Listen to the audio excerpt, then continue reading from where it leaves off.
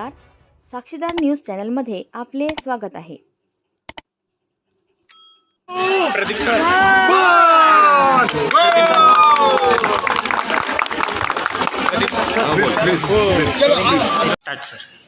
नमस्कार, मी सुगत वाघमारे.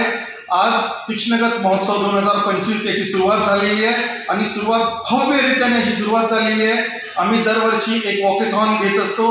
कला अध्यात्मक संघ, पोलीस दल आणि बाल संरक्षण आयोग याच्या जॉईंट व्हेंचरमध्ये आम्ही हा कार्यक्रम आज पार पाडला. भव्य अशी 12,000 विद्यार्थ्यांची कलर भरणे, रंग भरणे स्पर्धेमध्ये आज सहभाग घेतला होता आणि तसाच आज वॉकेथॉनमध्ये 5,000 नागरिकांनी इथे सहभाग नोंदवला.